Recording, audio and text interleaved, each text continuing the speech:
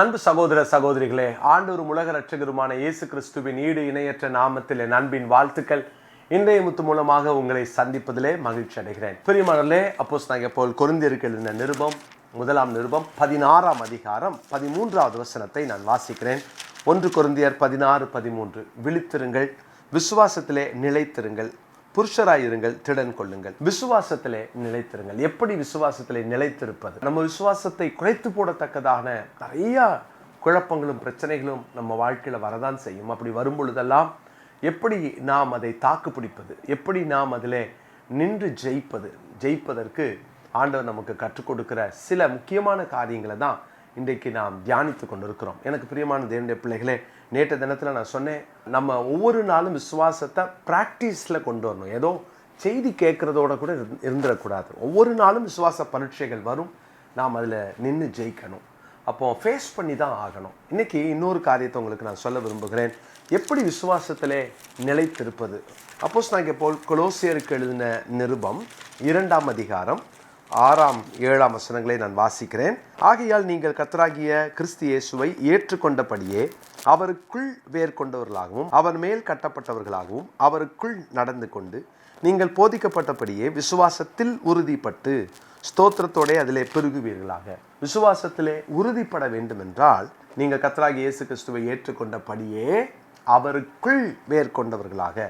யாரெல்லாம் அவருக்குள் நம்முடைய வாழ்க்கையை கட்ட, அமைக்க, எழுப்ப நாம் கற்றுக்கொண்டோமோ அவங்க வாழ்க்கையெல்லாம் விசுவாசத்தில் நிலைத்து, விசுவாசத்தில் உறுதியாக இருக்கும். இயேசு கிறிஸ்துவுக்குள் நம்முடைய வாழ்க்கை கட்டப்பட வேண்டும். இயேசுவை ஏற்றுக்கொண்டு அவருக்குள் வேர்கொண்ட அனுபவம், அவருக்குள் நடக்கிற அனுபவம். இந்த 2 இடத்துல அங்கே அவருக்குள் வேர்கொண்டு, அவருக்குள் ரூட்டட் இன் கிரைஸ்ட். இரண்டாவது அவருக்குள் நடந்து கொண்டு, அவருக்குள்ளாக இருக்கிற வாழ்க்கை. அவரை விட்டு வெளியே நம்ம ஒரு நாளும் வேர்கொள்ளக்கூடாது. அவருக்கு வெளியே நம்ம நடக்கக்கூடாது. அவர் என்ன சொல்கிறாரோ அதன்படி, அவருடைய அந்த ஆளுகைக்குள்ளே இருக்கிற அனுபவம் யாருக்கெல்லாம் இருக்கிறதோ, அந்த அவுட் ஆஃப் கண்ட்ரோல் எப்போ நம்ம போனாலும் கண்டிப்பாக நம்முடைய விசுவாசம் அங்கே வளராது, அது பெருகவும் செய்யாது. நம்முடைய விசுவாசம் குழந்தை விசுவாசமாக மாறிவிடும்.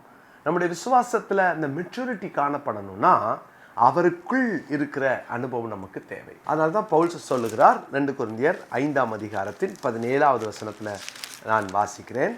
2 கொரிந்தியர் 5:17. இப்படி இருக்க, ஒருவன் கிறிஸ்துவுக்குள் இருந்தால் புது சிருஷ்டியாய் இருக்கிறான், பழையவைகள் ஒளிந்து போயின, எல்லாம் புதிதாயின. கிறிஸ்துவுக்குள் இருக்கிற அனுபவம். பிரியமானவர்களே, நம்ம ஆண்டவரை ஏற்றுக்கொள்வதற்கு முன்பாக அவருக்கு வெளியே இருந்தோம். அந்நியர்களாக, பரதேசிகளாக, அவருக்கும் நமக்கும் சம்பந்தம் இல்லாத ஒரு வாழ்க்கை வாழ்ந்தோம் இல்லையா? நம்ம எங்கேயோ வாழ்ந்தோம். எப்பொழுது இயேசு கிறிஸ்துவை சொந்த இரட்சகராக ஏற்றுக்கொண்டு நம்மை அவருக்கு ஒப்பு கொடுத்துட்டோமோ அன்னைக்கு நம்ம அவருக்குள் வந்து விட்டோம். அப்போ அவருக்குள் வந்ததுக்கு அப்புறம் நம்ம வெளியில இருக்கிற காரியங்கள் எல்லாத்தையும் உள்ள கொண்டு வர முடியாது. ஆண்டவர் அதை அனுமதிக்க மாட்டார். அப்படின்னா அவைகள் எல்லாம் ஒழித்து போயின. மாம்சமும் என் மனசும் விரும்பினபடி ஒரு காலத்தில் வாழ்ந்தேன். ஆனால் இன்னைக்கு அவருக்குள் வந்ததுனால என் மாம்சத்துக்கும் என் மனசுக்கும் உலகத்துக்கும் அவருக்குள்ள இடம் கிடையாது. அப்போ தேவன் அதை வேறு பிரிக்கிறார். நீ எனக்குள்ள வந்துட்டியா, நீ புது சிருஷ்டி. அப்படின்னா ஒவ்வொரு நடையும் அவருக்குள்ளதான் இருக்கணும். அவருடைய வார்த்தையின் படி நடக்கணும். அவருக்குள்ள என்ன எனக்கு அனுமதி கொடுக்கிறாரோ அதை தான், அப்படித்தான் நான் வாழணும். அவருக்குள்ள எப்படி நான் வாழணும்னு அவர் எனக்கு வேதத்தில் சொல்லி கொடுக்கிறாரோ அதுதான். எனக்கு அனுமதிக்கப்பட்டதை தாண்டி என் வாழ்க்கையில எதையும் நான் செய்யக்கூடாது. எனக்கு அனுமதிக்கப்பட்ட காரியத்தை தாண்டி என் வாழ்க்கையில ஒரு நாளும் நான் எனக்கு விருப்பம் அப்படின்னு நான் செய்யக்கூடாது, செய்ய முடியாது. தேவனுடைய பிள்ளைகளே, காரணம் நான் அவருக்குள் வந்து விட்டேன். விசுவாசத்துல வளரணும், அதுல பெருகணும், அதுல உறுதியா இருக்கணும். அப்படின்னா அவரை விட்டு நான் வெளியே போனா என்னால் வளர முடியாது. அவருக்குள் கட்டப்படுகிற அனுபவம், அவருக்குள் நாட்டப்படுகிற அனுபவம், அவருக்குள் வேர்கொள்ளுகிற அனுபவம், எல்லாவற்றையும் அவருக்குள்ள பார்ப்போம், அவருக்குள்ள வாழ்வோம். அவருக்குள் இருக்கிற அந்த மகிமையான அனுபவங்களை நாம் சுதந்திரித்துக் கொள்வோம். நான் இன்னொரு வசனத்தை நான் உங்களுக்கு வாசிக்கிறேன். எபேசியர் 4ஆம் அதிகாரம் 15வது வசனத்தை நான் வாசிக்கிறேன்.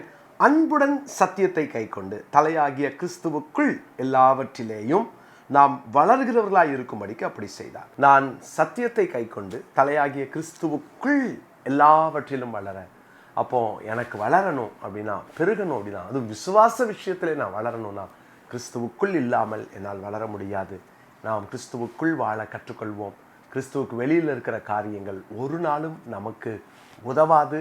அது ஆவிக்குரிய வாழ்க்கையின் வளர்ச்சிக்கு எந்த விதத்திலும் பயனாக இருக்காது. எனவே எல்லாவற்றையும் கிறிஸ்துவுக்குள் பார்க்கவும், கிறிஸ்துவுக்குள்ளாக நிதானிக்கவும், கிறிஸ்துவுக்குள்ளாக நாம் அவைகளை செயல்படுத்தவும் ஆண்டவர் நமக்கு கிருபை பாராட்டுவாராக. பிரியமான கர்த்தருடைய பிள்ளைகளே, தேவன் நமக்கு அந்த கிருபைகளை தரட்டும். கொலோசையர் 2 அதிகாரத்தின் 6, 7 வசனங்களை இந்த நாளுக்குரிய மனப்பாட வசனமாய் குறித்துக் கொள்வோம். ஜெபிக்கலாமா? பரிசுத்தமுள்ள எங்கள் நல்ல தேவனே, கிறிஸ்துவுக்குள்ளாக எங்கள் வாழ்க்கை எப்போதும் கட்டப்படவும், கிறிஸ்துவுக்குள் எங்கள் அனுபவங்களை நாங்கள் காத்துக்கொள்ளவும், ஆண்டவரே எங்கள் விசுவாசத்திலே வளரவும், பெருகவும், நிலைத்திருக்கவும், கிறிஸ்துவை விட்டு ஒரு நாளும் வெளியே சென்று விடாமல் வாழவும் எங்களை ஒப்புக் கொடுக்கிறோம். ஆண்டவரே, இந்த நாளில் இந்த வார்த்தை கேட்கிற ஒவ்வொருவரும் விசுவாசத்திலே வளர கிருபை பாராட்டும். உம்முடைய நாமம் தொடர்ந்து மகிமைப்படட்டும். இயேசுவின் நாமத்தில் ஜெபிக்கிறோம் நல்ல பிதாவே, ஆமென்.